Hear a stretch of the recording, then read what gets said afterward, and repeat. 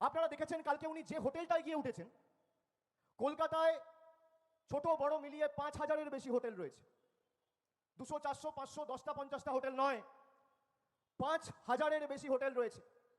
দিল্লির বাবুরা অমিত শাহ থেকে শুরু করে মধ্যপ্রদেশের মুখ্যমন্ত্রী, রাজস্থানের মুখ্যমন্ত্রী, বিজেপির সর্বভারতীয় সভাপতি, তারা এসে যেই হোটেলটায় ওঠে, যেই ঘরটায় ওঠে, সেই একই হোটেলে আর একই ঘরে চিফ ইলেকশন কমিশনার উঠেছে। এ তো নিহাত কাকতালীয় হতে পারে না। যে হোটেল যে ঘরে অমিত শাহ থাকে, সে একই হোটেলে একই ঘরে জ্ঞানেশ কুমার থাকছে। কলকাতায় সব মিলিয়ে 5,000 হোটেল রয়েছে।